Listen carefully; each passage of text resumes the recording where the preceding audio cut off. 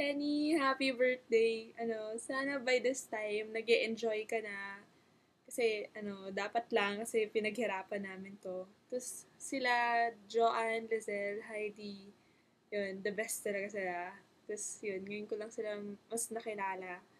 Tapos, so yun, salamat sa friendship, salamat sa pakikinig, tapos, hindi ko talaga makalimutan yung time na sobrang down ako. Tapos, nandyan ka lang lagi. So, kahit na sobrang nakakaasar na ako noon, nandun ka pa rin, lagi mo ako ini-encourage. Tapos, yun, isa ka sa mga dahilan ko ba't na-overcome ko yung stage na yun. Tapos, basta alam mo na yung lahat. Tapos, good luck kay Langaw. Yun, happy birthday ulit. Oh, hi Kate. Maingay ka pa rin, parang mga rally sa Makati. Happy birthday, birthday mo daw eh. I have only one wish for you. When you grow up, I hope you don't become like GMA. Bye! Hello. First impression ko kay Kate. Nung una kasi tingin ko sa akin, mabait, tahimik. Pero nung nakilala ko na, mabait pala na makulit. Siguro pinaka-unforgettable memory ko kay Kate, yung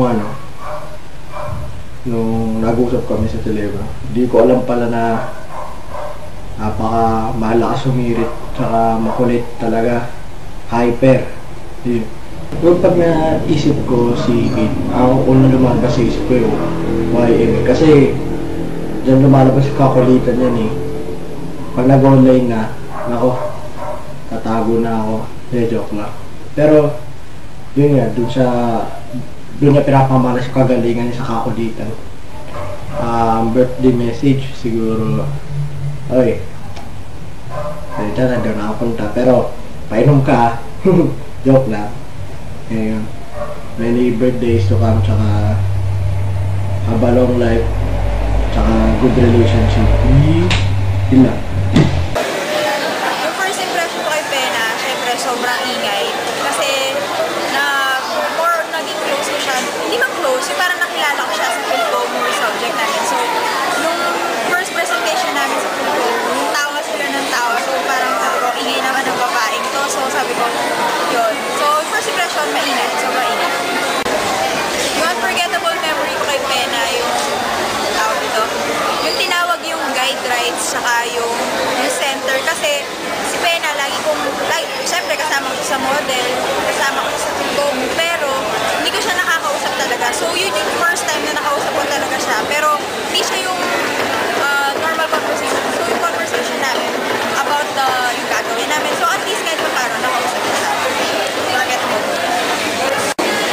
Yung naalala ko kay Pena is si Langaw. Kasi wala, nagka-issue about doon sa model. So every time na may isip ko siya, so si Pena, kinikili, ganyan-ganyan. So yun, Pena is equal to Langaw. Happy birthday Pena, March 29 is your birthday. So sana makaklose kita that time kasi yun nga, sama ko sa model, pero hindi talaga kita nakakausap. So yun, happy birthday and sana may mangyari sa inyo nila. Joke! Basta sana mas ma-reach yung next level ng friendship nila.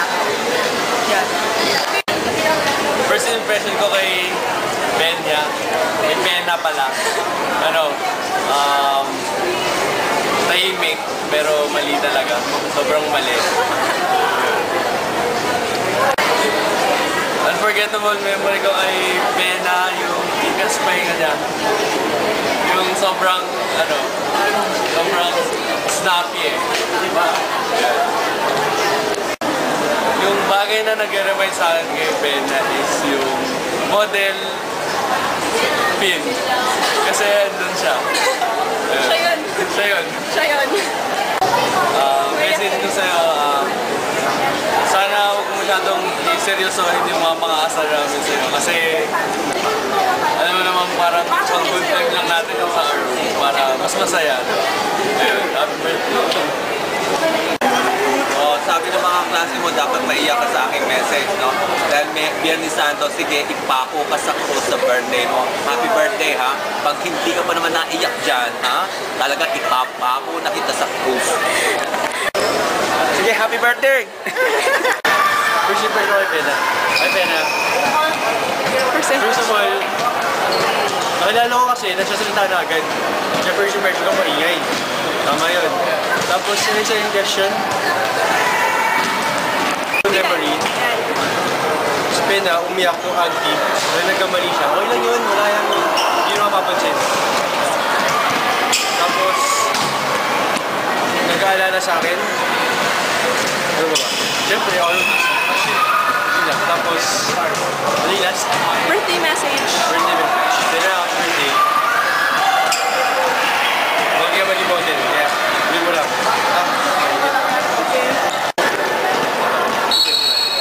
Tingin ko, first impression ni Byron, set naman ng tao, kupal. At ang tao, kupal. Tapos, birthday message ko ni Byron. Diba? Kumanda ka na. Sabihin, pakilala mo si Mercedes. Tapos, Byron, Tyron Gom. Tyron Gom hindi Byron Gom. Tyron Gom. Siya si Mercedes. Siya yung lagi nang babara ng tao sa YM. Okay. First impression ko si Pena, hindi makulit yun. Lagi na-associate sa pagkain sa arte, lalo na ng budol fight. Birthday message. Tahimik ata si Pena nun eh. Ata. Okay. Unforgettable. Parang wala ata. Ay, wala. Meron pala. Marami. Parang lahat ng RO days natin. Tsaka yung naalala ko sa kanya yung umali siya nung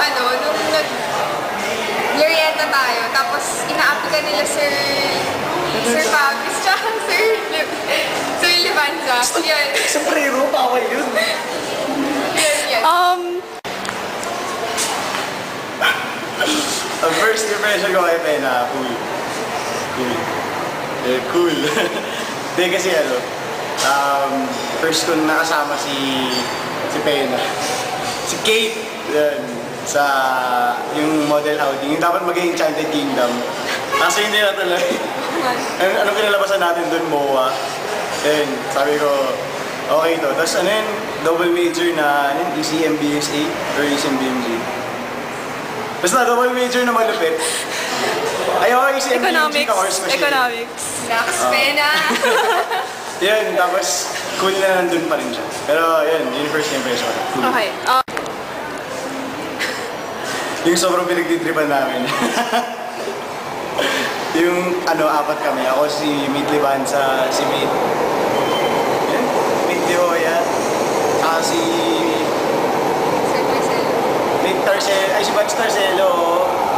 Yung pinagtitripan namin siya. Tapos pinapaupo, pinapatayo. Kasi ang kulit nun. Tapos nanggugulo lang kami. Yan. Model flag! Iba kay Sir Soto.